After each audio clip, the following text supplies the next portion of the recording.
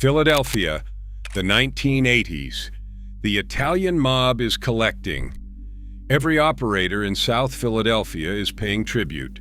Not a request, not a negotiation. The specific reality of how organized crime works in a city divided along Broad Street for decades. East of Broad, the Italians; west of Broad, everybody else. And everybody else pays. Nicky Scarfo is running the Philadelphia crime family with a violence so extreme that even his own men sleep with one eye open. Men are disappearing. Bodies are turning up. The message is delivered once: you pay or you disappear. Every major black operator in Philadelphia is falling in line, except one. One man is not paying tribute. One man is not asking for permission. One man is sitting at the Italian mob's private parties in Atlantic City, not as a subordinate, not as someone who owes them anything, as a peer, as a guest they invited, as the one black man in Philadelphia that the most feared organized crime family on the East Coast had decided was different from everyone else. They called him to their table. They poured him champagne. They did business with him as an equal. And while every other black operator in Philadelphia was paying the mob to survive, this man was having dinner with the men they were paying. His name was Tracy Mason, and this is the story of how a boy from South Philadelphia who had nothing became the one man the Italian mob respected. Tracy Mason grew up in South Philadelphia. His mother died when he was 12 years old. His father was gone shortly after. No safety net, no fallback, just a young man in one of America's toughest cities with nothing but the streets around him and the intelligence to understand what those streets were trying to teach him. Most boys in his position got consumed. Tracy Mason got educated. His grandmother ran numbers operations, multiple houses running simultaneously through the specific underground economy of South Philadelphia. The gambling infrastructure had been generating money in black Philadelphia neighborhoods since before Tracy was born. He watched how it worked, how money moved, how disputes were handled, how a woman with no formal business training managed a cash enterprise that the entire neighborhood depended on. His uncle was connected to the original Philadelphia Black Mafia, the organization that had controlled the city's underground economy through the 1970s. The men who had answered to the streets before the streets belonged to anyone else. Tracy was absorbing all of it, not as a participant, as a student, learning how organizations functioned, how supply chains worked, how trust was built between men who had every reason not to trust each other, how the specific hierarchy of Philadelphia's underground world maintained itself without contracts, without legal protections, without any of the structures that legitimate businesses use to govern relationships. He was being educated in the one school South. Philadelphia had always been good at running. And then his uncle made a connection to New York. Frank Lucas, the Harlem kingpin whose operation had supplied New York at a scale that made him one of the most significant figures in American criminal history.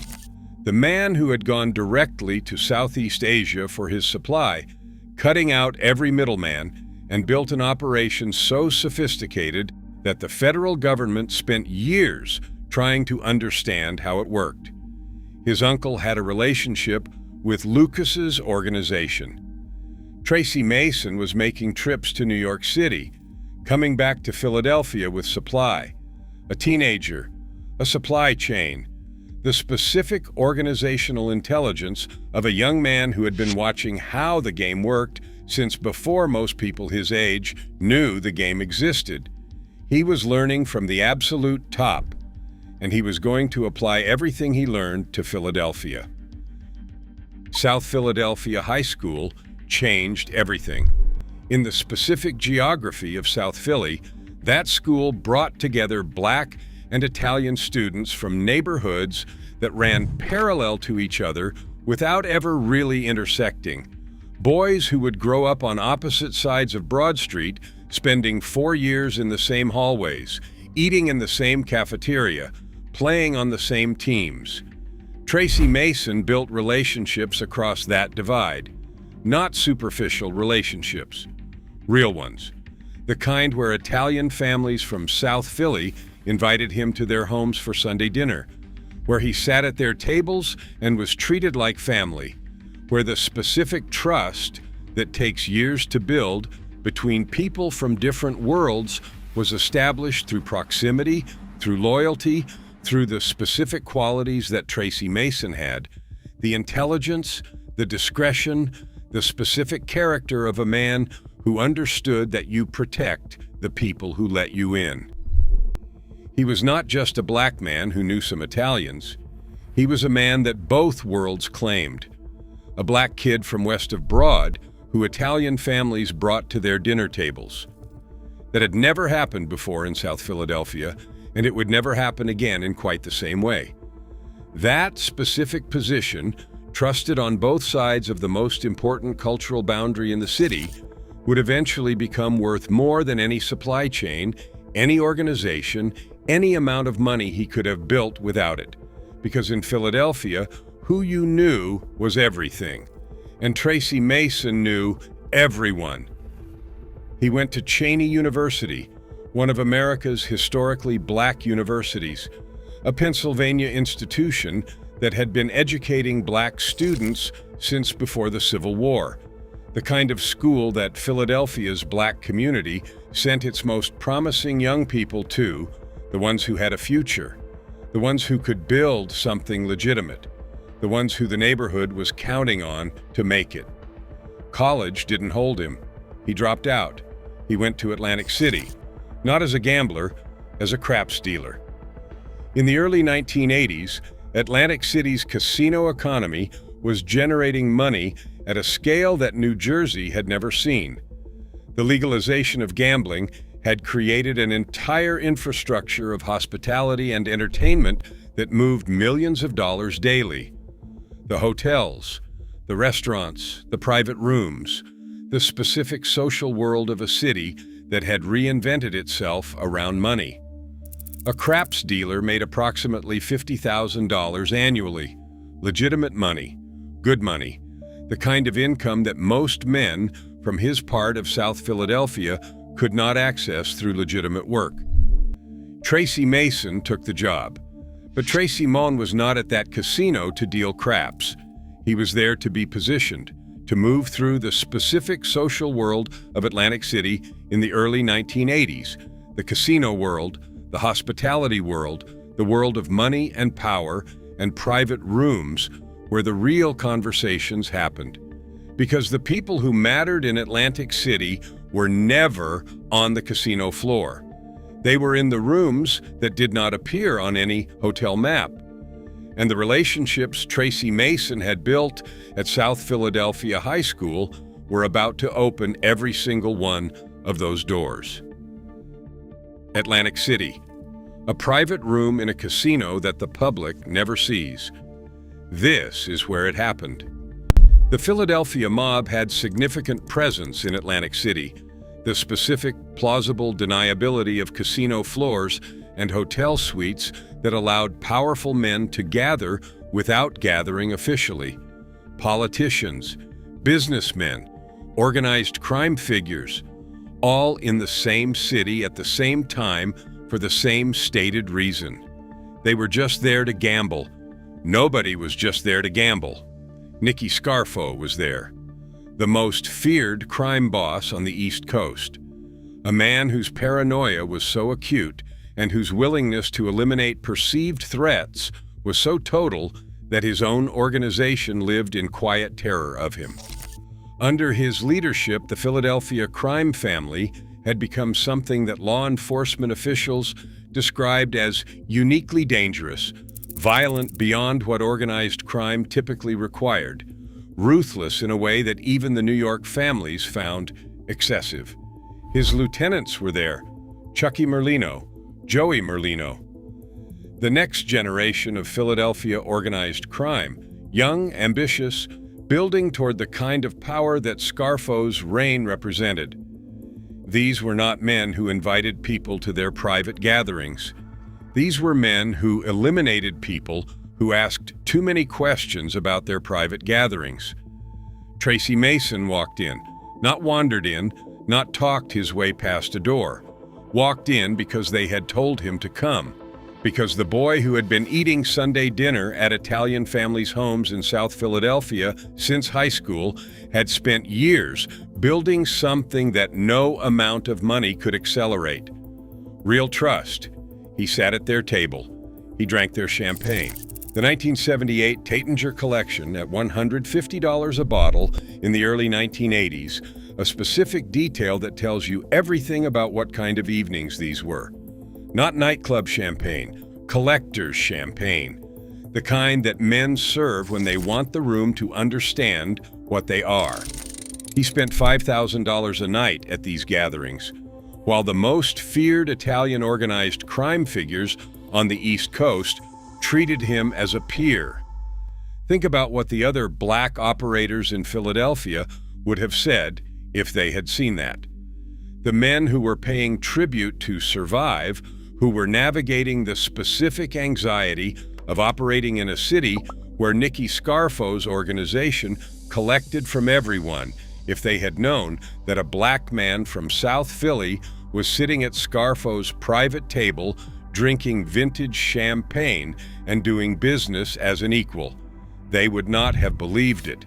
But it was happening, and the foundation under it was not just connections, it was trust built through years of Sunday dinners at Italian families' homes in South Philly, through the specific character of a man who had never violated the confidence of anyone who had let him in, through the one quality that organized crime values above everything else: loyalty. Tracy Mason had demonstrated it consistently for years, and the Philadelphia mob had rewarded it with the one thing they had never given a black man in South Philadelphia's entire history: a seat at the table. He was also building his own table. Philadelphia Motor Accessories, South Philadelphia. Tracy Mason and his partner, Benjamin Simon Goff, opened a high-end car customization shop that installed AMG kits and lambskin seat covers and sold the kind of luxury accessories that the men who were generating money in Philadelphia wanted for their cars. Their clientele included Teddy Pendergrass, one of the most celebrated artists in Philadelphia history. The man whose voice had filled arenas and whose name opened every door in the city. They opened a second location in Germantown. A-Tech, two legitimate businesses running simultaneously, real businesses that served real markets, and also the specific infrastructure that a man with Tracy Mason's philosophy needed to operate properly, because that philosophy was specific, and he stated it directly in his own words. "I'm not a gangster, I'm a businessman." That was not modesty, that was not deflection, that was the precise self-understanding of a man who had watched the difference between the men who built things and the men who simply took things, and had decided which category he belonged in. Gangsters made decisions based on ego, on reputation, on the specific performance of power that the streets demanded. They announced themselves. They wore the organization on their sleeves. Businessmen built infrastructure. They built relationships. They built the kind of legitimate cover that allowed money to move through multiple channels simultaneously without creating the specific visibility that eventually destroyed every flashy operator in Philadelphia's history. Tracy Mason built businesses, and then he co-founded the Junior Black Mafia. Aaron Jones was the street boss, the man who had come up through the original Philly Black Mafia's orbit, who had taken counsel from imprisoned Philly Black Mafia Lieutenant Robert Nudie Mims through prison calls and visits, who had the street credibility and the organizational toughness to demand compliance from every operator in Philadelphia. Tracy Mason brought something different. He brought the Italian mob relationship. He brought the supply chain. He brought the specific business intelligence of a man who had sat across the table from Nicky Scarfo and been treated as an equal. Together, they built something Philadelphia had never seen. The junior black mafia moved 200 to 300 kilograms of supply per month. Per month. 50 members, 300 associates, diamond-encrusted JBM rings that announced the organization's existence with the confidence of men who believed what they had built was untouchable. 33 legitimate businesses operating alongside the distribution network.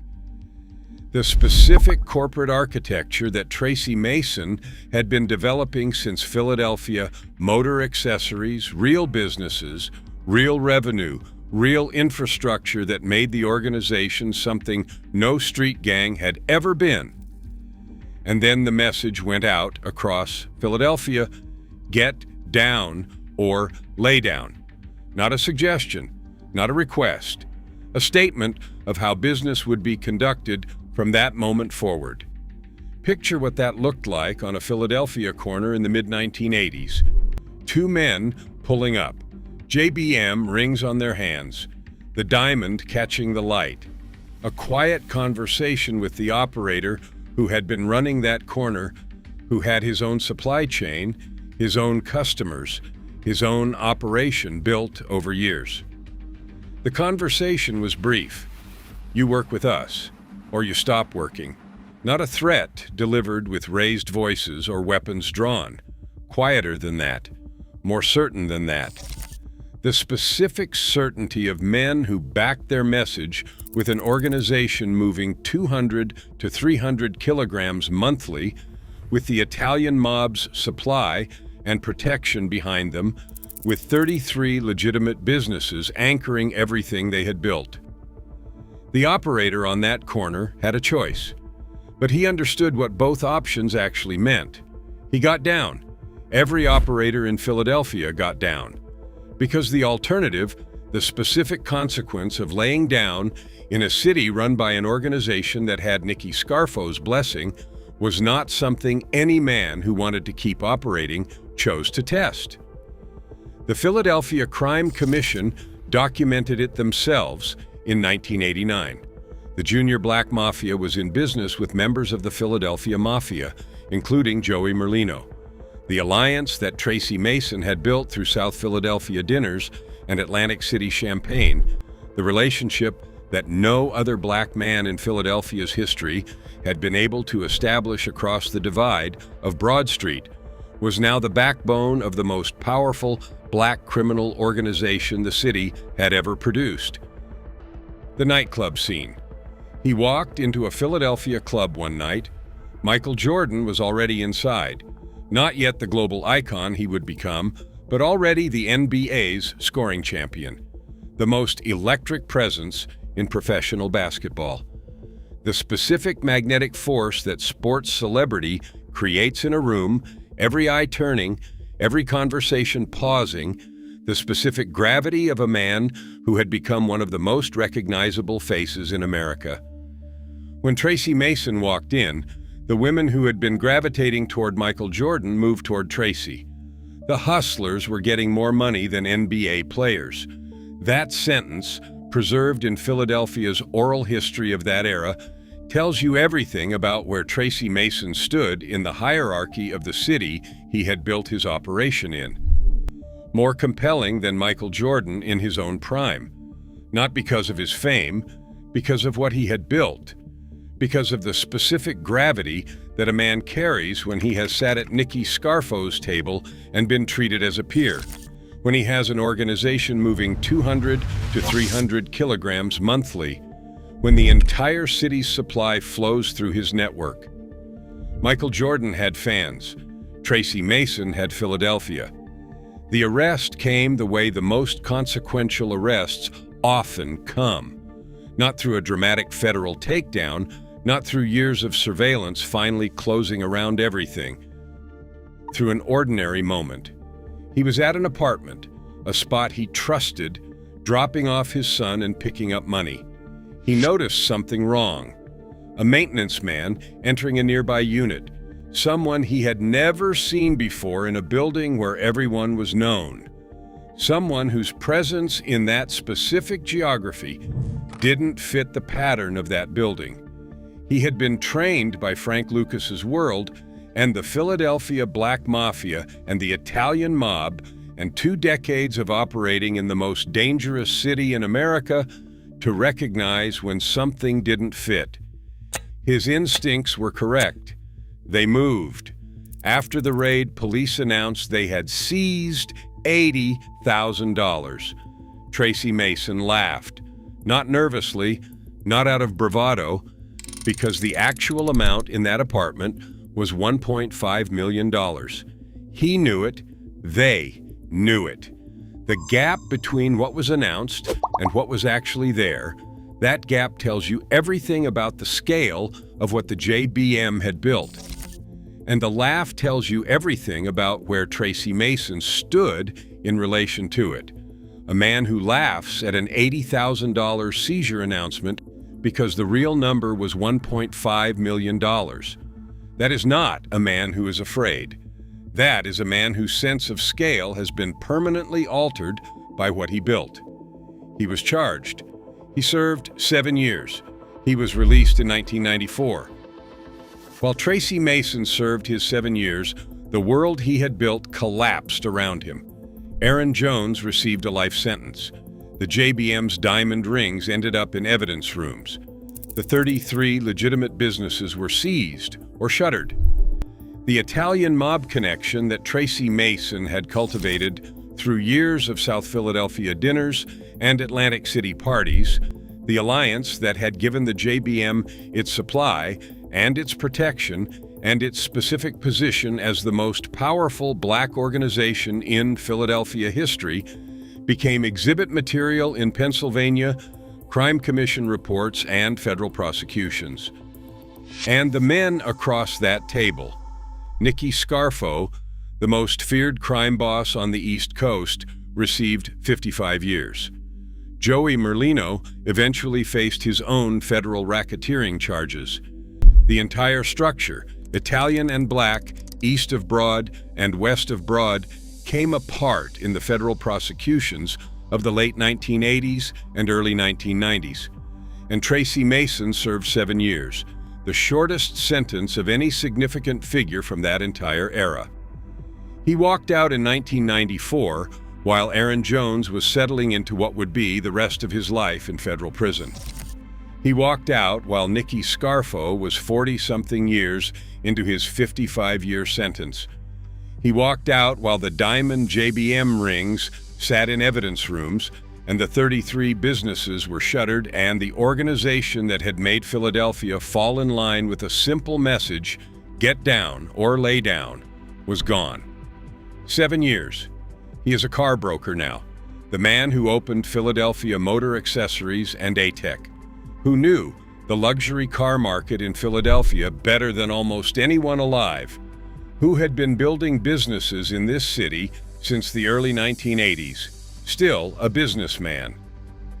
The philosophy he had stated from the beginning, "I'm not a gangster, I'm a businessman," turned out to be the most accurate self-description of anyone from that era, and the most strategically correct one, because gangsters got life sentences. Businessmen got 7 years and went home. To his family, to the car business, to the specific Philadelphia that he had helped shape. And that had shaped him from the moment a 12-year-old boy with no mother and no father looked at everything around him and decided to learn instead of to break. The Frank Lucas connection, the South Philadelphia high school dinners, the Atlantic City rooms, the Nicky Scarfo table, 200 to 300 kilograms per month, the JBM, the laugh at the $80,000 seizure, Michael Jordan's moment, 7 years, home, Tracy Mason, the man who supplied all of Philadelphia, and had dinner with the Italian mob.